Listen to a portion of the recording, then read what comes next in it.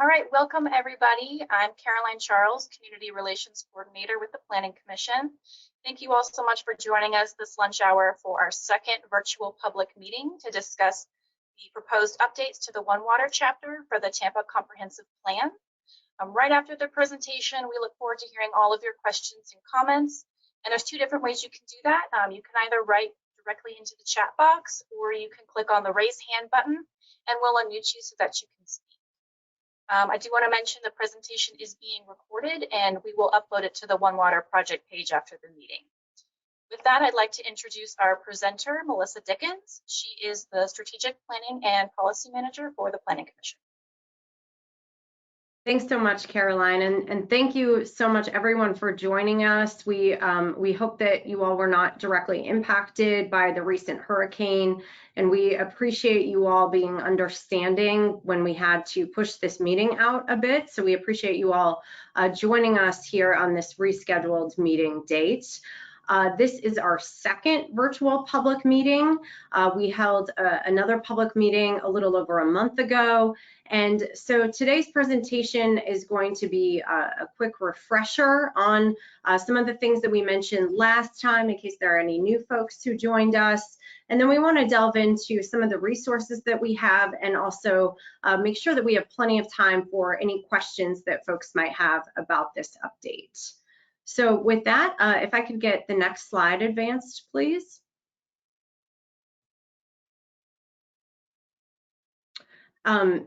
Yeah, again, this is our second public meeting. This portion, this initial public and stakeholder engagement phase is running through October 9th. Again, we appreciate people understanding that we had to move this meeting to slightly closer to that date. We've been hearing some great feedback from people through the public engagement kickoff meeting at the end of August. We also met with the River Board Technical Advisory Committee in September, and we've been getting some good email questions and had some good engagement on both social media and then also trying to get the word out through traditional media. If you're just joining us with respect to this project, all of the information, we have kind of a one-stop shop for everything related to the One Water Chapter Comprehensive Plan update, and that's at planhillsboro.org/Tampa One Water. There you can find the latest draft language, any presentations that have been provided or given recently, other resources and background documents, that's all in that location. And if folks did miss the meeting that happened in late August, that full presentation is there on the website as well. We're going to talk about some of those things today, but if people want a really holistic introduction to what we're working on, that's part of our presentation library there on the page. And want to say thank you very much to our city partners. We worked very closely with the city team to develop and work on this comprehensive plan update. We want to make sure that the language that's being developed is implementable, that it's something that city departments can carry forward and implement through a variety of different mechanisms. So a big thank you to our team from city planning, sustainability and resilience, water, stormwater, and wastewater. We really appreciate your support and assistance. Next slide, please.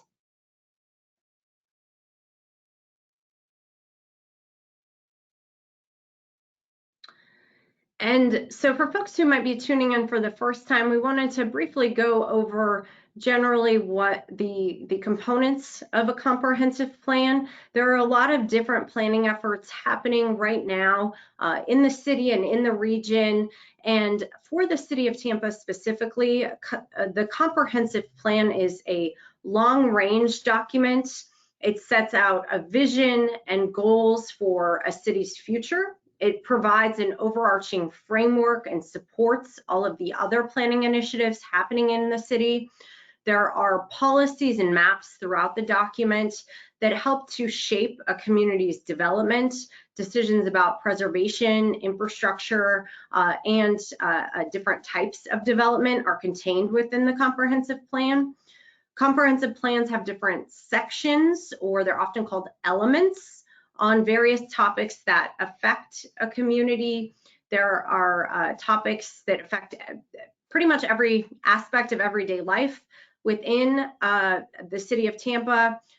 Different sections on land use, mobility, parks, infrastructure, and then the topic of today, which is water.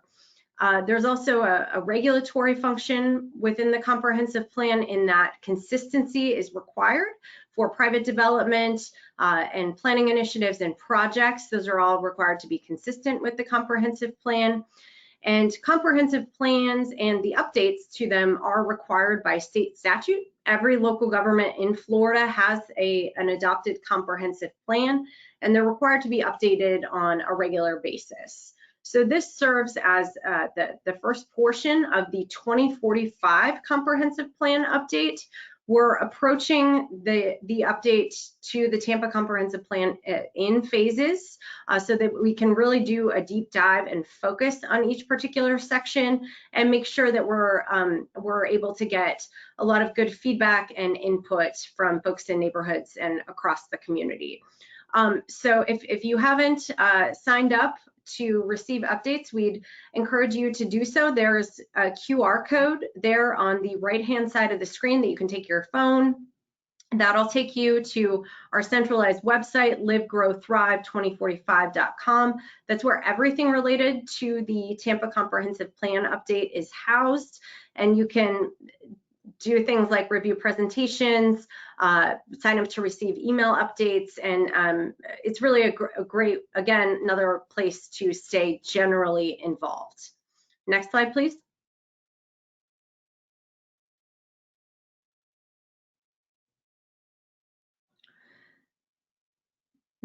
There we go. It's fading a little bit on my end. So the first portion of starting to look at a comprehensive plan update is getting community consensus on a vision. Our team, along with the City of Tampa team, worked very hard from the months of February to July to be out in the community and getting input and consensus on what residents would like to see for the future of their city. We arrived at one vision statement and multiple overarching vision themes. And one of the things that's going to be really important to us is that we are continuing to look at this vision and what the community told us, and making sure that the comprehensive plan updates, as they move forward, implement components of that vision. And you can see the portions of the vision that are circled, topics related to resiliency, equitable access, protecting the natural environment, and efficient and connected infrastructure and resources. Those are all components of the vision that we would like to see implemented, at least partially, through the One Water chapter update. So we're trying to take kind of a very high level vision statement and then really delve one step lower here as we talk about the One Water chapter today. Next slide, please. And so a brief overview of what the comprehensive plan is like today. The last time the comprehensive plan went through a major update was back in 2016. Much of the language related to water resources is a bit older than that. It dates back to prior legislation. We have separate sections for the different components of water resources, and then also water resources related language that are found throughout various other sections. And so One Water will update and combine these sections and also incorporate the language that is found throughout the comprehensive plan. And the One Water means different things in different contexts. With respect to the comprehensive plan, we intended to mean a document that reflects the interrelated nature of water and provides a framework for holistic water resources planning. It's something that we're seeing happening more and more in communities in their comprehensive plans, both nationwide and then locally. Next slide.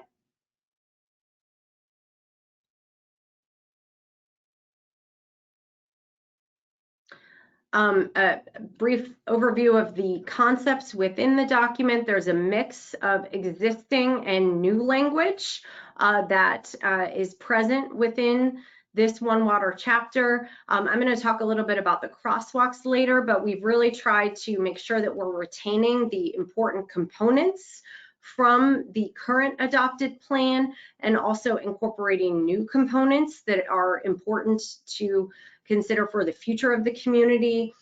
Some new concepts that relate to water resources for the first time within the plan are resiliency, very important topic, particularly given everything that's been happening lately. Green infrastructure and blue infrastructure, the importance of equity and inclusion, and coordinating water resources with other types of planning. We've also strengthened a number of existing concepts within the plan, everything from environmental protection to water conservation and reuse to maintenance, stormwater and flood prevention. So a number of existing concepts remain, and they have been enhanced through this process. Next slide. And there are 5 One Water goals. These are they're summarized here, but the 5 goals that really pertain to the broad aspects of water within the city and the broad nature of the comprehensive planning document. So the goals provide kind of the high level direction within the comprehensive plan chapter. And then under those goals, we have 12 different objectives that are kind of the next level down and 86 individual policies. So in addition to these goals, there are more specific language and more specific guiding principles that help to implement these goals through the objectives and the policies. Next slide.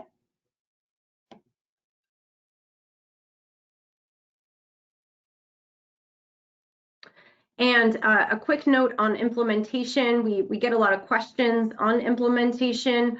There's a variety of different ways that the comprehensive plan can be implemented, and that's one of the reasons that we're working so closely with our city partners.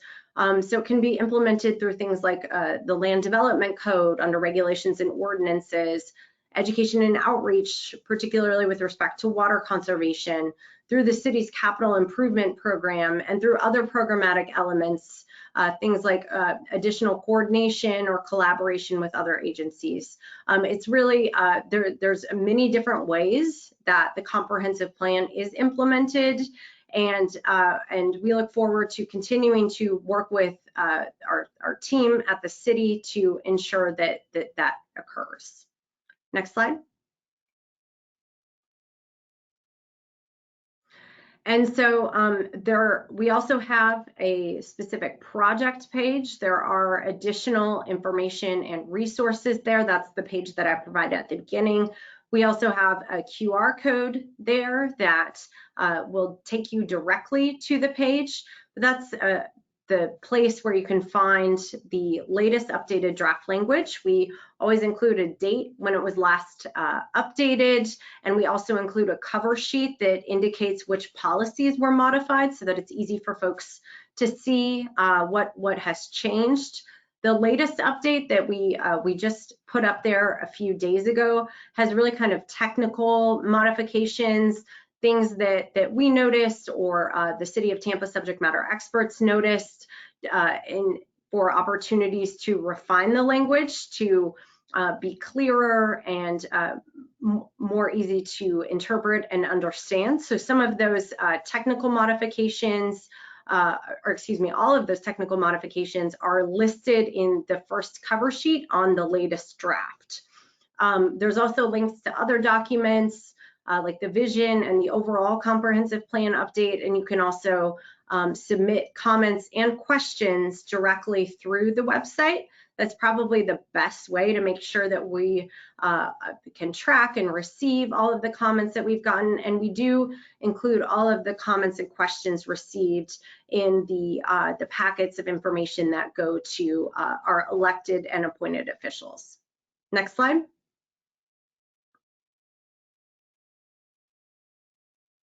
And so this is something new that we wanted to make sure folks on the call knew was a resource.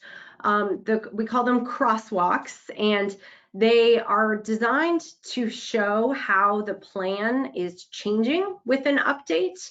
It allows interested community members to compare the language that is adopted today with the language that is being proposed.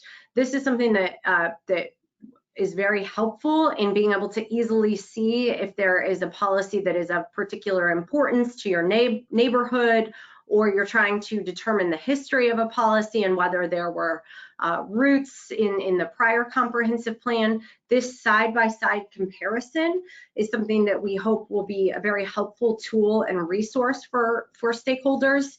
We have different color codes. It's a little tricky to see at this scale, but we've color coded all of the policies, whether they're just a straight retention of a policy, a minor modification or a change, more substantive change to the language, whether something that's adopted today is being deleted, or if something is being moved. And so you can view these crosswalks both in the order of the adopted plan, so going through the policies in the adopted plan today that are related to water resources, and also view it in the proposed order, where you can see how the history of policies, which policies were combined to form a particular language or statement.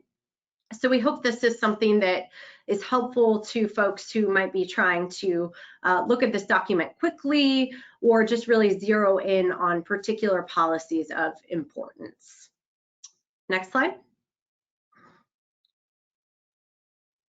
And so here is where we are in the process.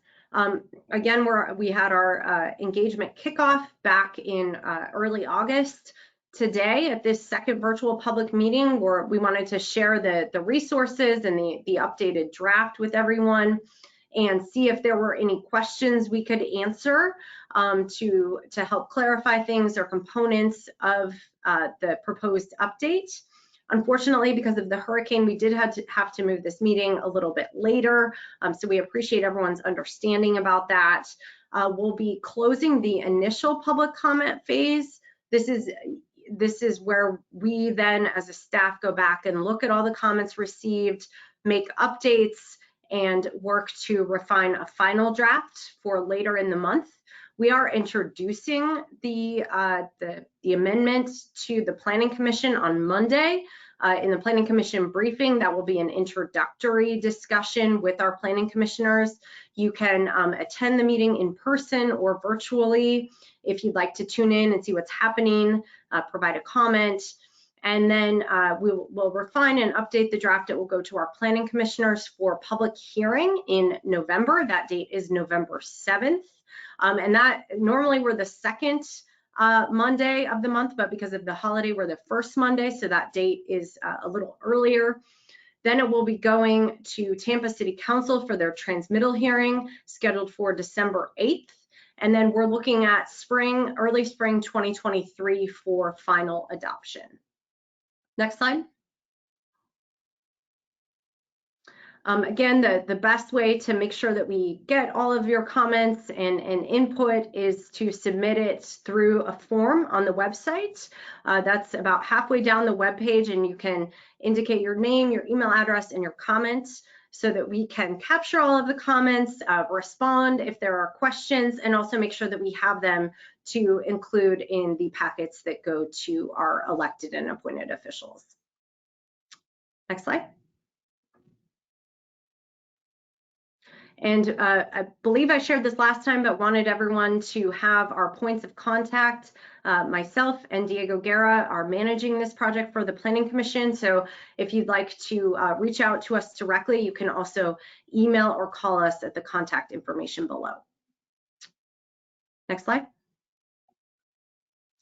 And so this concludes the formal presentation. I apologize, there's the wrong meeting date on there, or the wrong meeting title on there. This is the virtual public meeting. And so we are now going to, I think, dive into some questions. I think Caroline has some that have come in. And then we also want to make sure that we leave plenty of time for folks on the call today to ask questions as well. Thanks. Yeah, thank you, Melissa. So we'll move into the Q&A portion of the meeting. Just a reminder that you can either type your question into the question box, or you can click on the raise hand button and we'll let you speak as well. While everybody takes a moment to maybe write out their thoughts, we did want to start with some great questions that we received just prior to the meeting that we thought would be beneficial for everybody to hear. So Melissa, for the first question, would you mind answering what is being done to coordinate implementation of the comprehensive plan citywide? I'm sorry, something went by very loud downtown. Can you repeat that? I apologize. Yeah. So for the first question, could you answer what is being done to coordinate implementation of the comprehensive plan citywide? Yeah, thank you. That's a great question. The comprehensive plan, generally beyond just One Water, has sort of tentacles or arms in a lot of different aspects of work that the city does. And the city, as I mentioned, can really approach implementation in a number of ways. It's one of the reasons we're coordinating so closely with the respective departments to make sure that the comp plan is implementable. It can be everything from modifications to regulatory documents to specific city capital improvement program projects, additional funding, and the comprehensive plan update takes a really long range, broad view out to 2045. And as we update each individual section, we're working very closely with those subject matter experts to make sure that the language is being created in a way so that it is able to be implemented through particular mechanisms. So for example, on this update, we worked with a team from all of the different departments that work with water resources, from stormwater to resiliency to potable water to wastewater, city planning. And so we'll do the same thing with the other updates that are coming forward. So as we work on the mobility section, we'll be coordinating with the mobility team. As we work on future land use, we'll be coordinating with all of the different departments that work on that particular topic. So I hope that helps to answer a question on implementation. Thanks. Our next question is, what are the plans regarding the new One Water campus facility?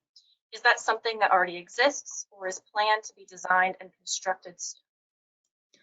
Yeah, so I think that question came as a result of our virtual public outreach kickoff. I was talking a little bit about our approach with Hillsborough County and how we've worked with them to develop a similar One Water chapter for their comprehensive plan. That is one of the ways that Hillsborough County, the unincorporated county, has implemented their comprehensive plan, as they are working on a new One Water campus facility in South County. That is a CIP project of Hillsborough County, and they do have it highlighted on their CIP highlights website. I don't have that link right in front of me, but if you're curious about the One Water campus, that is a Hillsborough County project. And we talked about it last time as an example of one way that a local government could implement a comprehensive plan. And then our next question, how does this framework relate to the PURE initiative?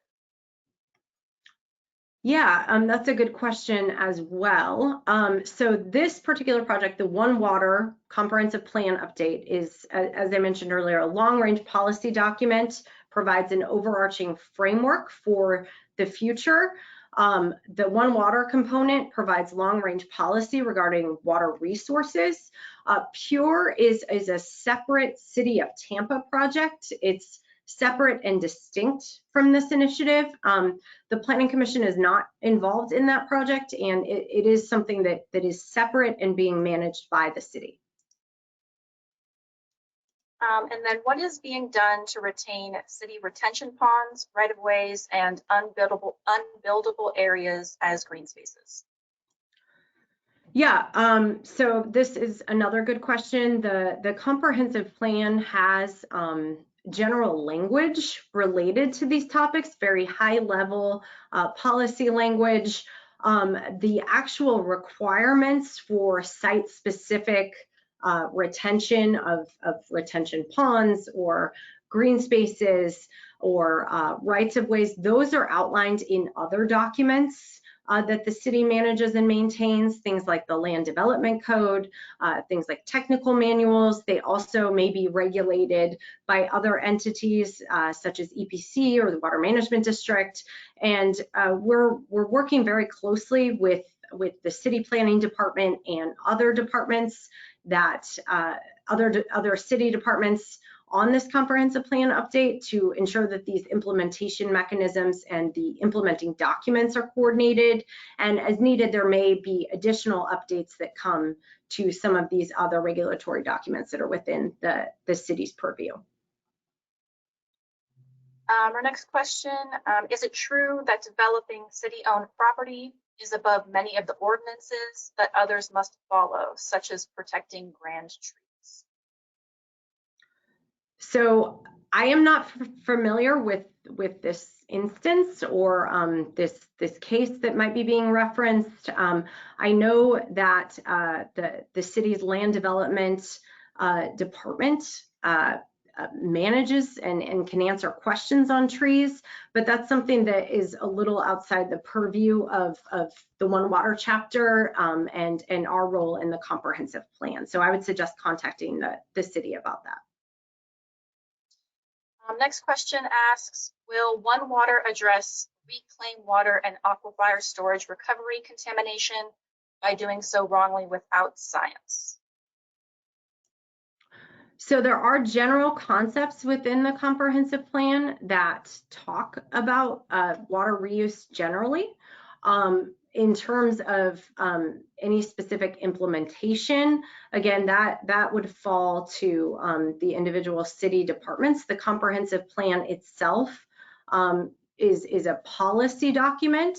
And so, certainly we want to make sure that everything that we're putting into the comprehensive plan is based in science and based in a lot of study and research, but the subject matter experts that we work with, those are the folks that have the most familiarity with those particular scientific topics. The next question is, how will the use of Department of Education registered apprentices be included in procurement? Unfortunately, I will probably have to determine who the best person to talk to at the city is about that. That's a good question. It's a little outside the scope of the comprehensive plan, but we can look into that. And if you want to put your email address in the chat, we can try to get back with you. And then if you wouldn't mind, Melissa, also just reminding everybody when the last day for public comment is. Yeah, sure. So we're asking for any final comments as we close out this initial stakeholder engagement phase by October 9th. We're hopeful that people have had a chance to look at it over the past several weeks, month plus, and can take a look at it. We hope the crosswalks really help with that. But then that's not the end of public comment. We want to make sure that the public knows that there is still an opportunity to comment at the Planning Commission meetings and also at City Council. This is another way to make sure that your comments and your voice is heard if you have perspectives to share. So we'll give it another minute if anybody would like to submit a question or a comment. Just a reminder, you can also raise your hand if you'd like to speak as well.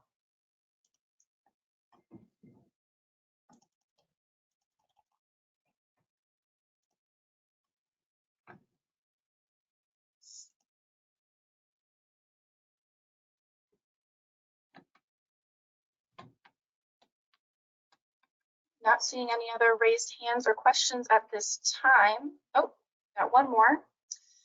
Are there specific subject experts we should reach out to? With respect to water resources generally, I mean, I think, if you have questions on the comprehensive plan, we'd be happy to answer them today. If we can't answer them, we can certainly put you in touch with the appropriate folks. If you want to leave your email address, we can make sure that we're connecting you.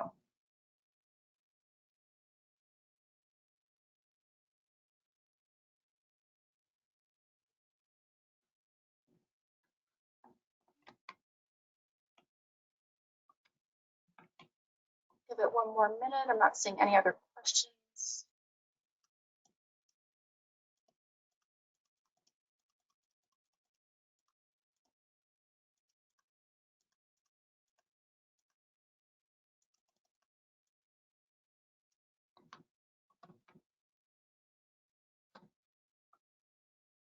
All right, well, oh. Okay, I got her email. So we'll make sure that we contact you. Thank you for submitting that. All right, it looks like that's all the questions that have been submitted. So Melissa, I don't know if you had any other comments or if you'd like to wrap up. We just want to say thank you everyone for joining us again for this rescheduled meeting. We appreciate your understanding on the change of date. And if you think of any questions or comments after the meeting, you can send them to us through the link in that project page. You can also reach out to us directly. We'd be happy to talk with you or connect you with the appropriate folks. Again, this is going to be introduced to the Planning Commission on Monday as part of their regular meeting. Then we'll be looking at the draft again and updating it. That will then go to the Planning Commission for a public hearing in November, and will then go to Tampa City Council in December. So we encourage you to stay involved and stay engaged. We'll be sharing these updates and additional information as this project continues, and we hope that you'll continue to stay involved. We really appreciate everyone's time today. Thank you. Yeah, awesome. Thank you, Melissa. So as a reminder, you can visit the project page to read through the draft language and submit any additional public comments. Thank you all again so much for your participation today, and we hope you have a wonderful rest of your day.